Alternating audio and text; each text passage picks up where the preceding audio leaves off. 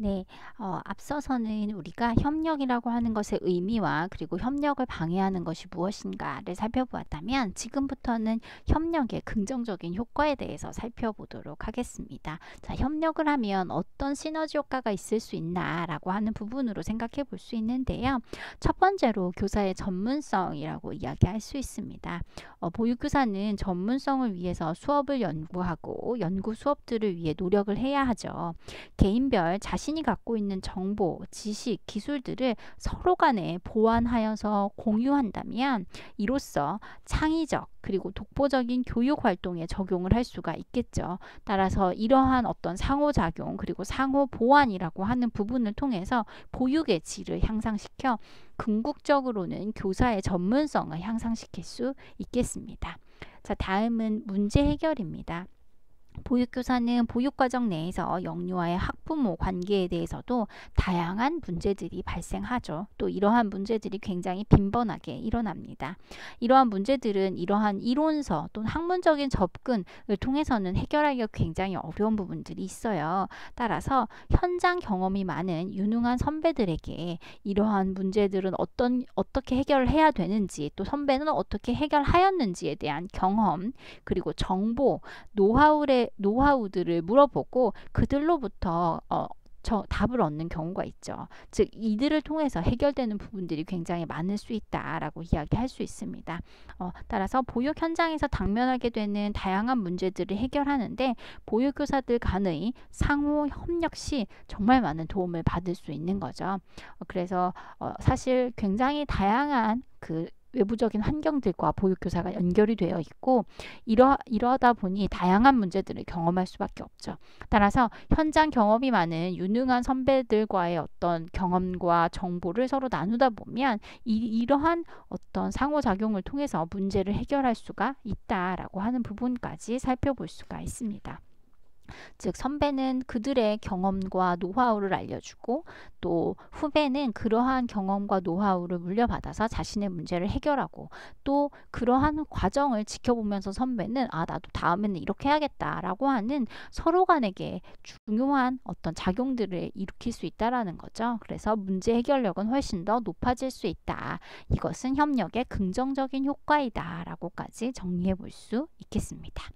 또 세 번째로 한번 넘어가 보도록 할 텐데요. 세 번째는 보육교직원 간의 협력에 도움이 된다라고 하는 부분이에요. 인간적인 교류를 통해서 교사 상호 간의 의사소통 또 상호작용이 활발하게 이루어지면 서로가 서로에게 갖고 있던 오해 그리고 서운함, 방해와 같은 부분이 적어지겠죠. 그리고 이해를 훨씬 더 많이 할 수 있겠고요.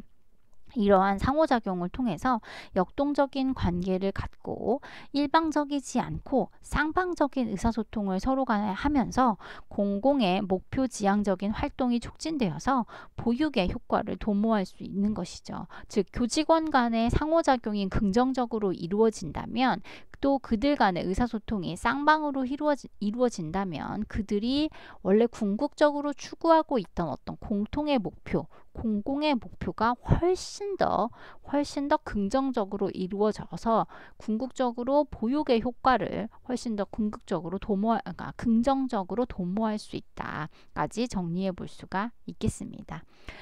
마지막으로는 공동체 확립인데요. 사실 이거 굉장히 중요해요. 교사 간의 협력이 되지 않을 때는 이것이 학부모 그리고 지역사회 또 더 나아가서 국가 어떤 부분에도 도움이 될 수가 없다라는 부분이에요. 교사 간의 협력이라고 하는 부분을 바탕으로 우리가 보육이라고 하는 그리고 건강한 아동의 성장과 발달이라고 하는 어떤 공통의 목표를 나아갈 수 있는 건데요. 이렇게 교사 간의 협력이 되지 않는다면 이는 더 큰 영역인 학부모 그리고 지역사회와도 훨씬 더 협력이라고 하는 부분을 기대할 수가 없겠다라는 부분인 거죠. 따라서 같은 조직, 같은 기관 안의 교사 간의 협력이라고 하는 것을 바탕으로 보육 공동체라고 하는 부분이 확립이 될 수 있는 거고 그들 간의 공동의 관심사인 영유아를 건강하고 안전하게 또 성장, 교육시킬 수 있는 기본 틀인 어떤 공동체가 확립이 된다라는 거죠. 즉 보육이라고 하는 것이 사회 전체적 영역과 관련이 있는데 교사 간의 협력이 되지 않는다면 이것은 더 큰 공동체들, 어떤 더 큰 다른 기관들과의 협력이라는 것을 기대할 수 없다라는 거죠. 따라서 자신의 어떤 한 그 보육 공동체라고 하는 것을 확립하기 위해서는 그 안에 제일 작은 조직인 교사 간의 협력이라는 것이 기본이 돼야 된다라고까지 정리해 볼 수 있겠습니다. 자, 어린이집이라고 하는 것은 교사 간의 협력이라는 것도 굉장히 중요하지만 교사와 그리고 원장님과의 관계도 굉장히 중요해요. 어떤 행정 조직 안에 서로 다른 개선을 타고 있는 부분인 건데요. 원장님이라고 하면 전체적인 부분을 이끌고 총괄해야 되는 부분을 가지고 있고 보육교사는 또 각각마다 담당하고 있는 역할들이 다르죠. 따라서 원장님은 이들 전체를 잘 원활하게 이끌어갈 수 있는 어떤 능력이라는 것이 필요한데요. 원장의 역할과 태도를 이러한 부분을 통해서 한번 살펴보도록 하겠습니다. 따라서 보육교사와 원장과의 관계를 중심으로 어린이집의 바람직한 분위기 조성을 위해서 각각 어떠한 역할을 해야 하는가라고 하는 부분을 이제 살펴볼 텐데요. 첫 번째로 원장의 역할과 태도에 대해서 한번 살펴보도록 해야 되겠습니다. 중요한 것은 제일 먼저 원장님은 굉장히 열심히 일을 해야 한다라는 겁니다. 모범이 돼야 된다라는 부분인 거죠. 또 교사는 원장과의 인간적인 유대관계도 중요하지만 능력이 굉장히 중요하다라는 부분이에요. 보육교사들이 원장의 능력에 존경심을 갖게 되기 때문인 거죠. 따라서 원장의 리더십은 바로 자신의 열정, 능력으로부터 나온다고 해도 과언이 아닙니다. 그래서 원장님이 자신은 열심히 일하지 않고 교사들한테만 열심히 일해 라고 하면 이끈 능력에 있어서는 굉장히 어려움을 겪을 수 있다는 거예요. 보육교사들이 다른 생각들을 할 수 있는 거잖아요. 그렇죠? 따라서 무엇보다 원장님은 열심히 일을 해야 한다라고 하는 부분이 나올 수 있고요. 두 번째, 원장은 칭찬과 꾸중을 현명하게 처리해야 한다라고 하는 부분인데요. 보육교사들을 이끌고 가는 과정에서 살펴보다 보면 누구는 칭찬해야 되고 누구는 꾸중해야 되는 일들이 분명히 있을 거예요. 이때 칭찬은 공개적으로 하고 잘못을 지적할 때는 비공개로 하여서 그 일을 당하는 당사자에게 직접 이야기를 충분히 들은 상태에서 명확하게 의사전달을 하는 것이 굉장히 필요하다라고 이야기할 수 있죠. 자, 세 번째는 교사들의 가치 또 삶의 스타일을 존중할 필요가 있습니다. 교사들이 자신이 충분히 이해받고 있다라는 느낌이 들 수 있도록 행동을 해야 된다는 건데요. 교사들에게 원장님의 이런 생각들이 전달되는 순간 진실된 의견을 교환할 수 있겠죠. 이러한 부분들이 이제 바닥에 깔리고 우리 원장님은 나를 존중해줘 라고 하는 부분들이 반영이 돼야 된다라고 이야기하고 있는 겁니다. 네 번째로 교사들에게 보육시설의 업무 절차를 소개하고 질문하고 대답할 기회를 줄 필요가 분명히 있습니다. 영유아의 행동을 관리하거나 영유아에 대한 훈육과 지도에 관한 방침을 교사에게 명확하게 이해시켜야 됩니다. 또 부모와의 갈등을 다루는 방법에 대해서 지식, 기술, 그리고 지침들을 알려줘야 되죠. 그런데 이렇게 일방적으로 알려주는 것 외에 그들이 대답할 수 있는 기회 또한 분명히 주어야 됩니다. 다섯 번째로 교사들의 능력 개발에 관심을 가지고 지원하는 부분 굉장히 중요합니다. 개별 교사의 일하는 유형과 양에 대한 평가를 통해서 개별 교사가 기대되는 바를 확인하고 또 그에 대한 확신을 주어야 합니다. 또 교사들이 일을 수행하는 것을 관찰하고 무엇을 하고 있고 무엇이 더 필요한가 라고 하는 부분에 대해서도 살펴볼 필요가 있겠죠. 또 교사의 지식과 기술을 향상시키기 위해서 어떠한 훈련 또 교육 기회를 제공하여서 교사 스스로 자신의 능력을 더 향상시킬 수 있는 그 기회를 제공해 주는 것이 바로 원장의 영역이다 라고 하는 부분이겠죠. 또 여섯 번째로는 교사들의 업무 수행을 격려하는 것 굉장히 중요하죠. 교사들이 일을 잘할 수 있도록 자원을 제공하고 교사들이 일을 잘하고 있음을 느끼게 하는 것이 바로 교사들로 하여금 주인의식을 갖게 하는 거죠.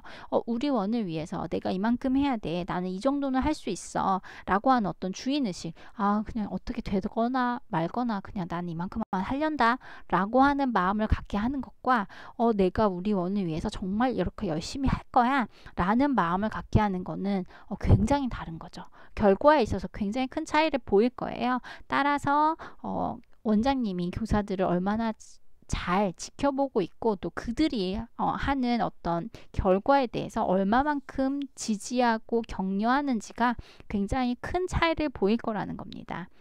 또 교사들 간의 좋은 관계를 격려하고 의견이 일치하는 것은 왜 그런지 조사하여서 해결책을 모색해 보도록 하는 것, 이것 또한 원장의 역할이라고 할 수 있겠죠. 또 일곱 번째가 교사의 처우에 관심을 가지고 개선되도록 노력하는 것 굉장히 중요하다라고 이야기할 수 있네요. 원장님 하시는 일 되게 많죠. 그리고 굉장히 어렵겠죠. 어떤 조직체 자체를 끌고 가는 일이다 보니 그들의 리더십을 발휘해야 되고 그 리더십에서 제일 중요한 건 자기 리더십. 자기 스스로 먼저 리더십을 발휘해서 일을 열심히 하고 또 조직원 간에 어떤 문제가 있는가. 그래서 내가 어떤 부분은 칭찬해주고 어떤 부분은 더 이끌어주고 또 어떤 부분은 잘못됐다고 말을 해줘야 되나 여부를 살펴봐야 되는 거죠. 그렇게 하려다 보면 업무를 함에 있어서 업무 절차를 소개해주고 또 그들 간의 의사소통에 있어서도 나만 일방적으로 원장님만 말하는 것이 아니라 쌍방에 이야기를 할 수 있는 구조를 만들어야 되는 거고요. 각 조직원, 그러니까 각 보육교사가 어떠한 능력을 가지고 있고 그 능력이 얼마나 더 발휘되고 있고 또 더 잘 발휘되기 위해서는 어떻게 해야 하나 여부를 세세하게 관찰하고 이끌어주는 역할, 그것이 바로 원장의 역할이라고 이해할 수 있겠네요. 어렵겠습니다. 원장님들, 그쵸? 자, 다음은 보육교사의 역할로 한번 넘어가 보도록 하겠습니다. 자, 보육교사의 역할과 태도를 한번 살펴볼 텐데요. 보육교사는 자신의 일에 우선 최선을 다하고 전문성을 갖춘 교사가 되기 위해서 노력을 해야 되겠죠. 이게 사실 굉장히 중요하죠. 내가 나의 일에 최선을 다하겠다. 또 나는 무엇보다 전문적인 보육교사가 될 것이다. 라고 하는 자기 노력. 이것도 역시나 자기 리더십이라고 이야기할 수 있는데요. 교사 각자 능력은 보육시설의 질을 결정할 만큼 굉장히 중요한 요소입니다. 따라서 철저한 직업의식을 바탕으로 자신이 맡은 일은 끝까지 완수하도록 노력하는 것, 이것이 보육교사에 있어서 제일 중요한 자질이라고 이야기할 수 있죠. 또 자발적이고 능동적으로 일을 처리할 수 있는 능력을 기르면서 보다 스스로를 발전적이고 능률적으로 일을 수행할 수 있도록 전문적인 지식, 기술을 습득을 해야 하는 거죠. 그리고 연구 개발을 지속해서 해야 된다는 것, 어렵지만 반드시 필요한 일이다 라고 하는 부분 설명할 수 있겠습니다. 다음은 교사로서 원장에게 예의를 갖추는 부분인 거죠. 형식이 내용을 규정짓는다라고 하는 말이 있습니다. 즉 어떤 형태를 보여주느냐라고 하는 부분이 그 안에 부분도 안에 있는 내용을 나타난다라고 하는 부분인 건데요. 그러니까 즉 형식이라고 하는 부분 얼마나 잘 갖추어졌나라고 하는 것이 소프트웨어까지 지금 영향을 미친다라는 거잖아요. 그래서 예의를 갖추고 배려를 하는 전달이라는 것은 서로 간의 협조와 이해를 돕는 데 도움이 되겠죠. 또 다른 일도 아니고 교사임에 우리는 분명히 예의를 갖추는 사람이 되어야 되는 것은 확실한 부분인 것 같습니다.